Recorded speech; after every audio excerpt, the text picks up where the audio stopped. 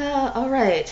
Hey everyone, so this is Marco Polo's season 1 episode for the fourth step. And it just basically, you know, starts right off at where episode 3 left off, where Marco got attacked by the snake. And he is, it looks like he is having sex with Kokachin by the tree that they're always talking near. But obviously it's just a dream that he obviously wants to happen. But it's not real. And so 100 Eyes is with him, along with I think one of the healers there, and 100 Eyes says that most people would have died before the fifth step, assuming the fifth step of that specific venom or something. I'm not entirely sure what that means, but it's whatever. And so Marco is visited by Jingam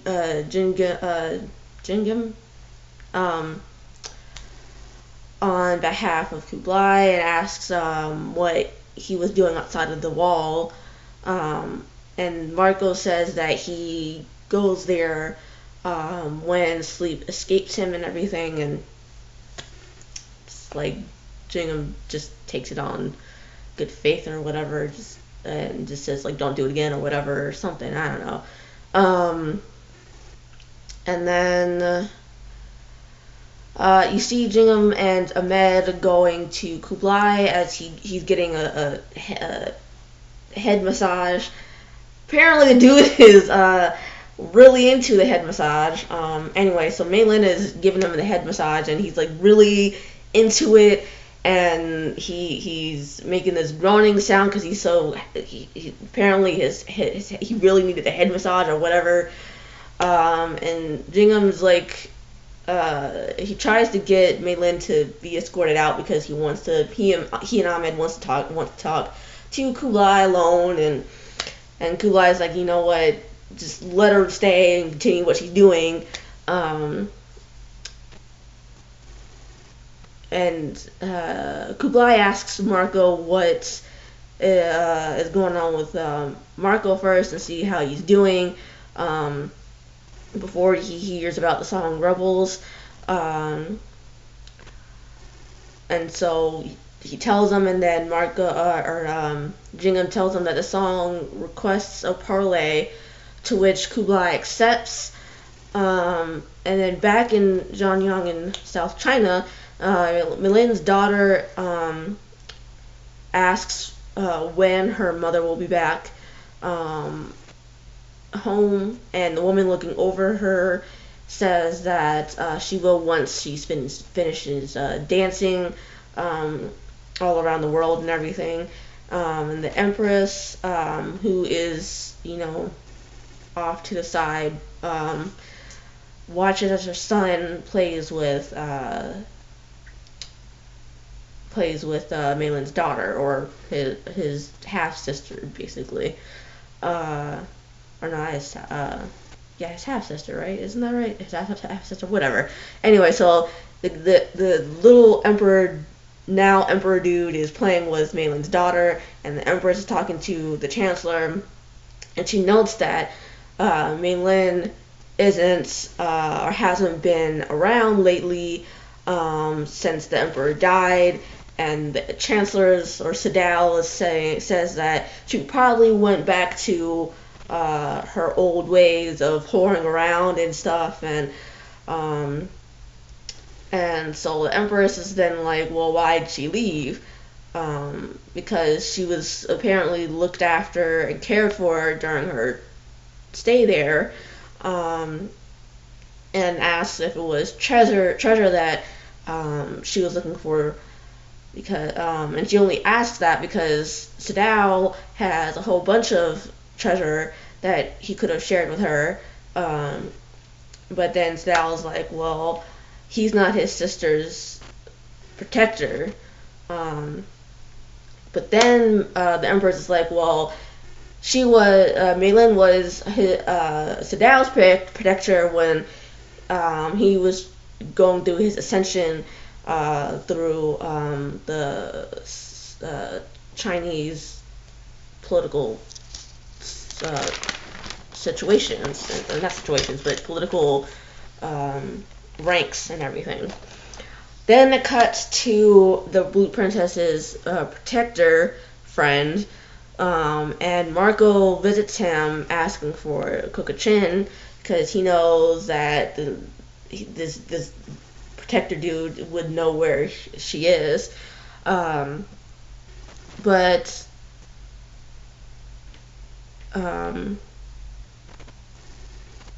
he's like, I don't know where she is, and then Marco's like, well, you need to take more, you need to protect her better and everything, and yada yada yada, and then he leaves.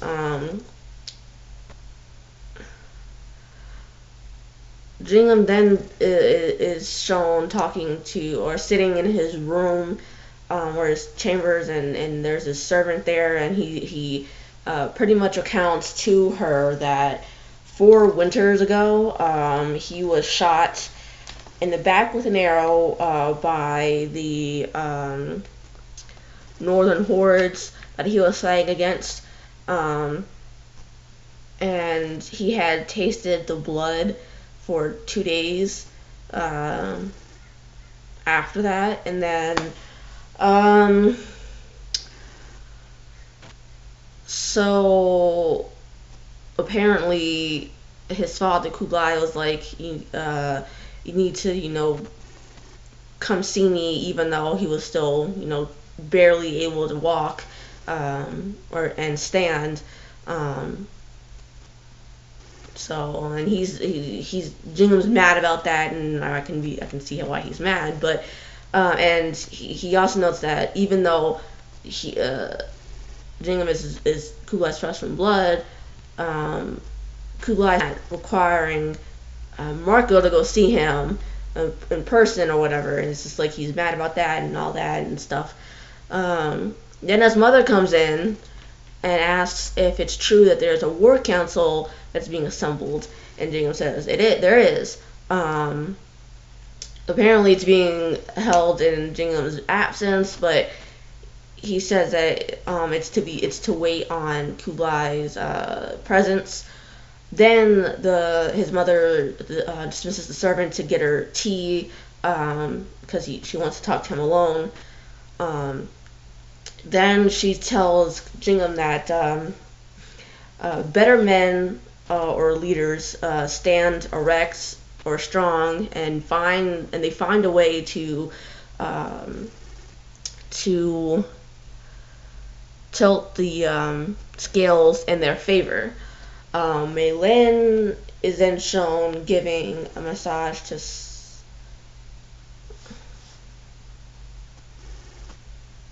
or giving a message. Sorry, he's giving a message to someone to give to her brother. And then it's shown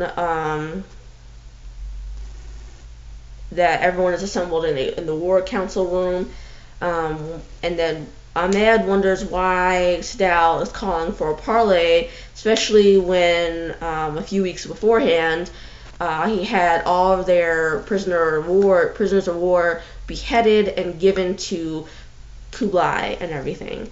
I think his name is Yusuf, the guy with I think it's the turban. I think that's his name.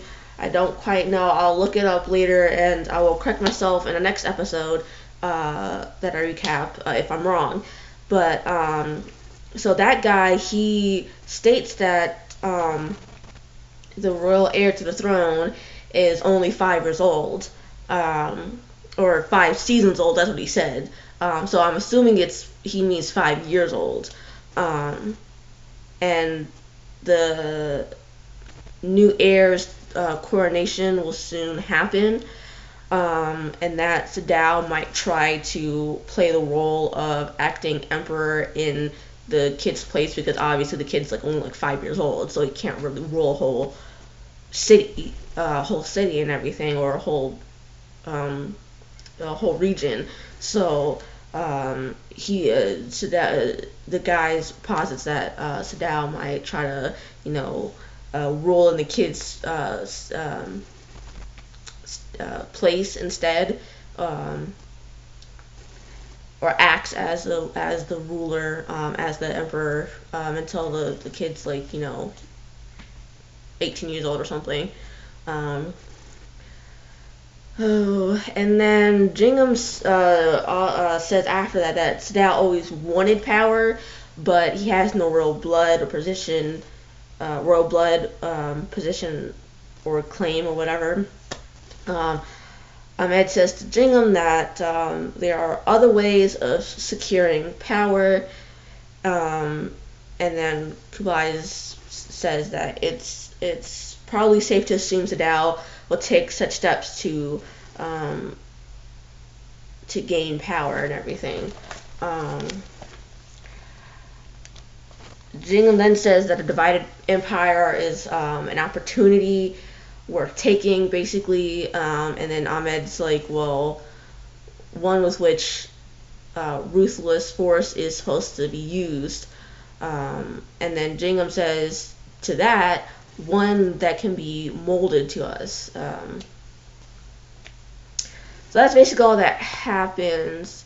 Oh no, there's more. Actually, Kublai then says that the emperor's wife is a grieving widow, in which Yusuf continues saying that she's loyal to the emperor's memory, and he was always a reluctant warrior.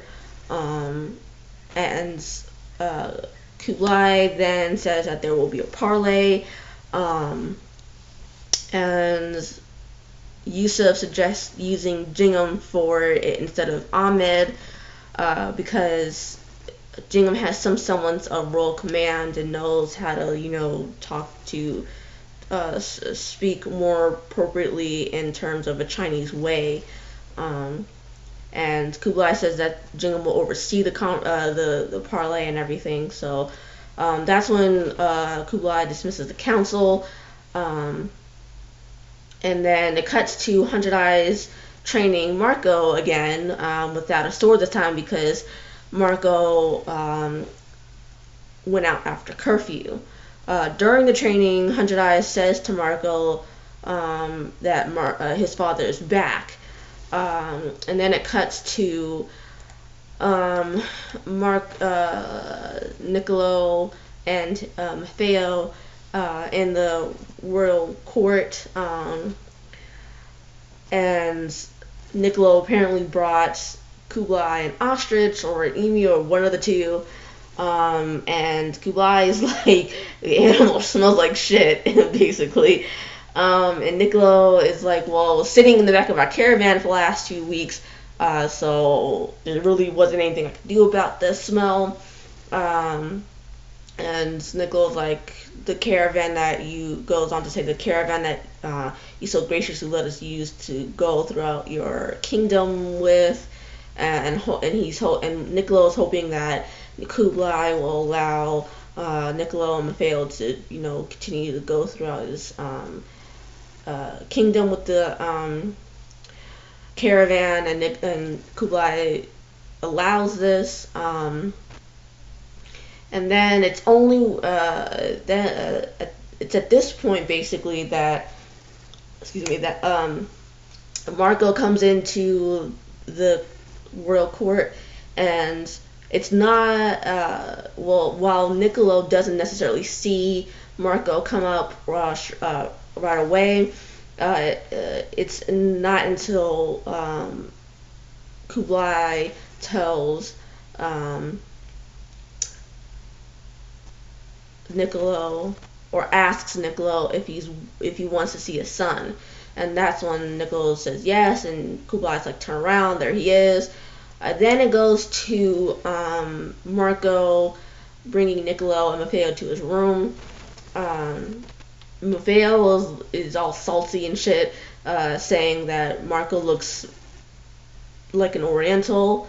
Um, and Nicolo's like, well, he has to adapt to survive, which is very true, because if he doesn't adapt to survive, he's gonna die more sooner than later. So um, Mattheo's response to that is, well, he can adapt without forsaking his heritage or his father's heritage. Marco is like, well, Nicolo had forsaken his son. Um, Nicolo starts to say, I understand, but then Marco angrily says, you understand nothing. Um, and Nicolo tries to explain that he had to leave his son behind because the Silk Road is treacherous and everything, and he felt that Marco wouldn't survive going along the Silk Road so often. Marco then asks him why he returned, and Nicolo says to bring profits and mainly to see him, and asks, isn't that enough? And Marco says it's enough, but it's not believable. When Nicolo says he won't take Marco with him, Marco then asks for his sword, for Nicolo's sword, because his sword was taken from him. Then Marco goes back to the tea house, which I thought was the whorehouse that he was in last episode, and asks the owner of the tea house where the mysterious stranger is, or basically demands for it, and the tea house owner attacks Marco, to which Marco, injures him in the neck and the shoulder region here, and the guy says that he's the mysterious guy who was selling the jewels is in an inn. Then you see Yusef in Marco's room, and he finds the journal, which shows kind of like a rough map of the city, I think, and then he also finds Nicolo's staff, which sounds like there's something in it, which there is. There's little silkworm eggs in there. And then Marco then finds the mysterious dude that was selling the jewels that Kokachin had left under the tree, and he confronts him before he's taken by some soldiers, and says it's a mistake as he's being led down to a cell. Then Marco confronts his uncle and his father, saying that they did this to him, when Maffeo says it was those animals who did this to him. And Marco is like, well, why is he here? Maffeo says that Maffeo and Nicolo had stored some coins and some stuff that they wanted for themselves in his room.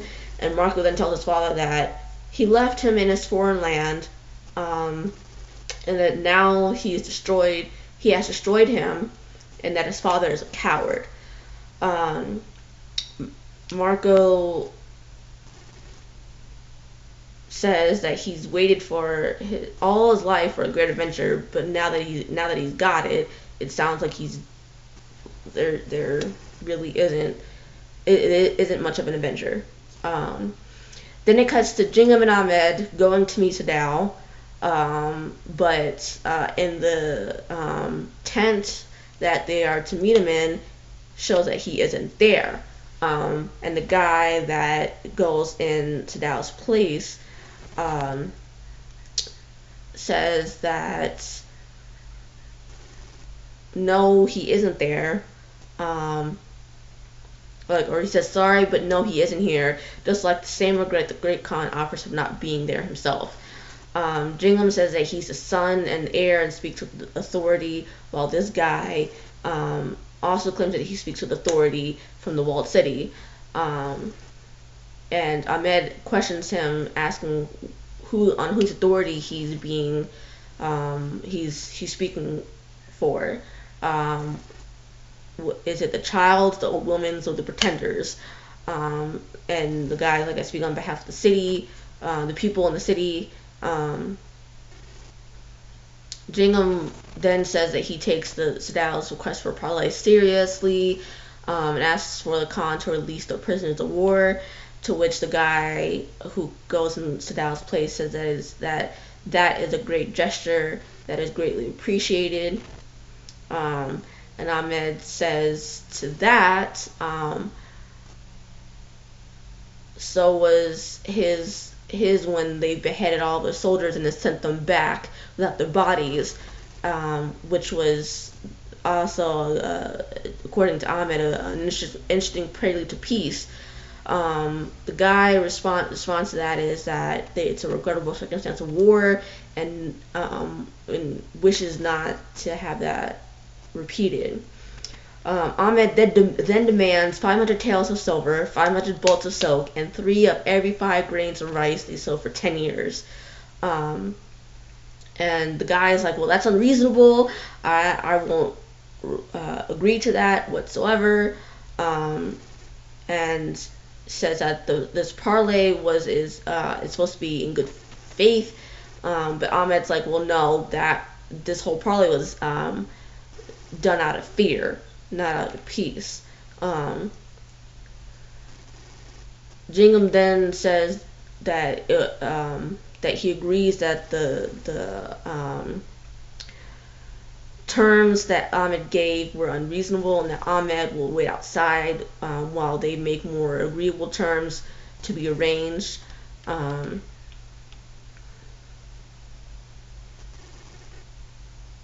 When Ahmed and the Song soldiers that are inside the tent leave, Jingham says that Kublai wants peace with South China, but he demands that their leaders surrender the Song dynasty to him, so that history can be made and everything.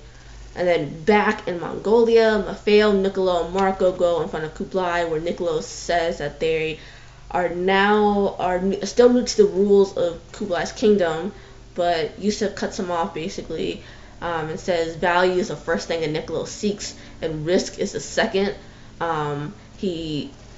Yusuf then says that theft is punishable by death.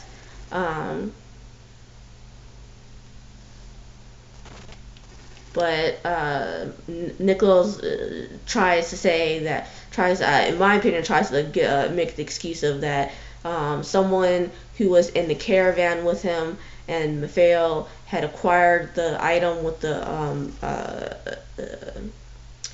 the silkworm eggs in them. And when Yusuf says, well, where is this guy? Niccolo's like, well, he died before he got here, which I think is a little BS, because otherwise, I mean, come on. I mean, yeah, I get that some people might die on the trek over to Kublai's kingdom. That's also convenient that the guy died. Like, really? And then it cuts to Sadao,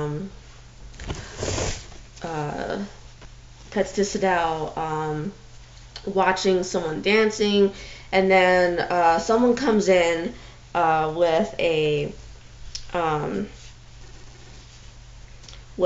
scroll from his sister, telling him of whatever she wants to tell him. He reads it, balls it up, and then goes to the Empress after reading it, and he tells the Empress that he just got word from his sister that the Khan won't be at the parley that he supposedly put together, and asks what parley his sister was talking about. He doesn't necessarily say that it was his sister who sent the word, but basically he says that the note that he got talks about this parlay that he supposedly put together, and he's like, well, I didn't put any fucking parlay together, and he's like, what the fuck is this person talking about? And so it's apparent now that the Empress uh, set up this parlay under the guise of Sadal's name. Um, and basically, um, she tells him after he asks what she has done that he is no longer holding a place in the royal court. And his response to that is that she has no authority to dictate or declare his place, but she doesn't care because she says the ambassadors were told by her to secure an accord with the Mongols at all costs, and when they return, that they will have that she will have every authority to dismiss Sadal, and Sadal will then find himself a lonely warmonger.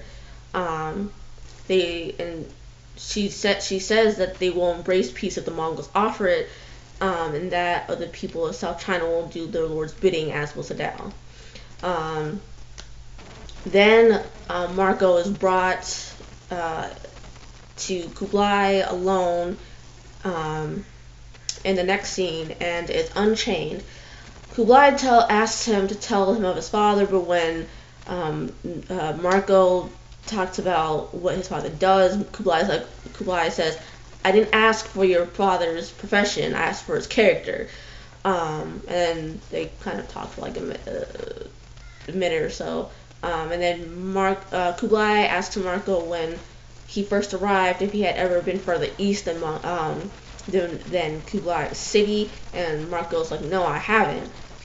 Kublai then tells him that this little thing that he's holding in his hand is a silkworm egg, and it's located in a certain province, assumingly one more eastern than where Marco is currently. So that's assumed that he hasn't gone there yet, but it's a place apparently that Niccolo and Maffeo have gone just recently. And Kublai then says to Marco that he will be spared, since obviously he didn't have anything to do with procuring the silkworm eggs, but his father and uncle will be sentenced. Marco then asks what their punishment will be, and Kublai answers it will not be theirs to dwell on. Kokachin then is seen going to the guy that sold the jewelry she hid under the tree in the next scene, and she notices that he has been fighting, and she asks him who it was, and he tells her it was Marco. He also tells her that the guards arrested him, Marco, that is, so she didn't need to put the snake in the bag under the tree. He then tells her that what Marco tells him, which is that Marco thinks that the guy was trying to steal and hurt King Kucho, or steal from King Kucho and hurt her, or Kokachin, sorry. She tells him that war is coming and they both will be able to find cover in it to escape together, meaning that they are apparently in love and that they want to escape. That's a bombshell being dropped on us.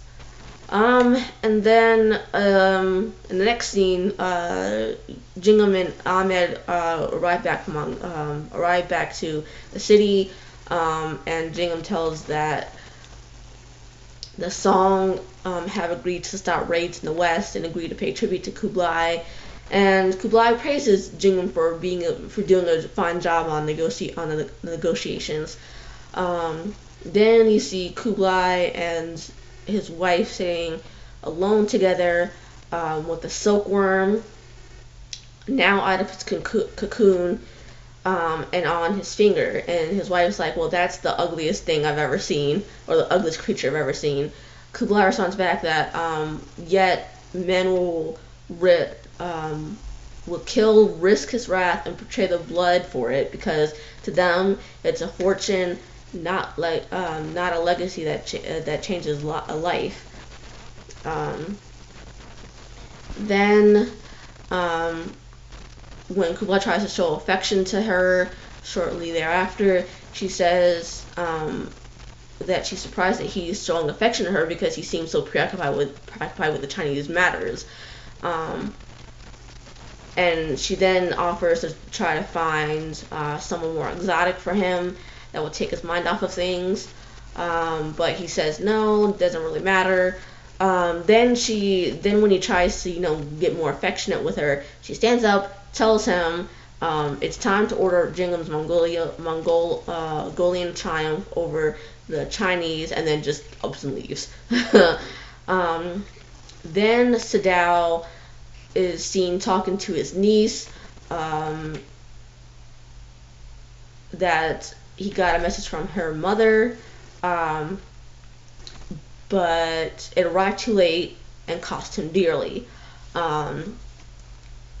He says that he was able to correct it somewhat, but that even though he was able to correct it a little bit, there's only so much.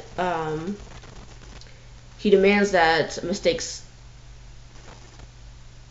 get correction. And then he tells her a tale before she goes to sleep about how years ago women's feet were cherished, and they were cherished if they were a small size. And he demonstrates this by kind of loosely wrapping a cloth around her foot. And he asks her if she wants to be one of those types of women. And then he explains as he's demonstrating this on her foot that eventually the arch of the foot is broken and it's pointing towards the ball of the foot. And this happens over time. And then the woman, the woman that's looking over her is like, don't do this, whatever, please don't do it. But he does it anyway, and he breaks the girl's foot. He's like, he says that her mother should have done this a long time ago, and her mother is the one who's causing her such pain right now. And then just he breaks her foot. As Kublai is enjoying a nice little dance, and Ahmed congratulates Jingham on getting both sides to an accord and apologizes if he oversteps his bounds. And then Mei Lin is summoned by the Empress to her chambers, where the Empress tells Mei Lin that this Khan is dissatisfied and orders Mei Lin to show her how she moves so that she can remedy Mei Lin's flaws. And so Mei Lin does this. Sadao then kills the ambassadors secretly, it seems. And then the last scene, Marco and Kublai are playing a game where Kublai comments that Marco seems to worry over his father. And Marco says that his father brought his plight upon himself. And they talk about Marco's affliction to write at night, and how his father needs to mend for his crimes.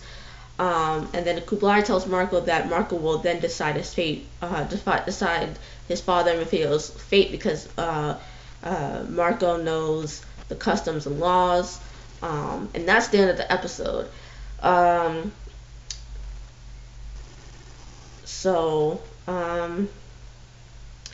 The 7th episode of before I get to anything else, actually, I want to state that all my predictions from at the end of recapping episode 3 are still intact. There's nothing new that I want to add so far. With that said, episode 7 of Escape the Net hasn't been put up on YouTube yet, so I won't recap it today, Thursday, July 28th. with that said, I'll recap the 5th episode tomorrow in an episode, and I will see you guys then. Like if you like my videos, subscribe if you want to see more of my videos, and I will see you later. Bye.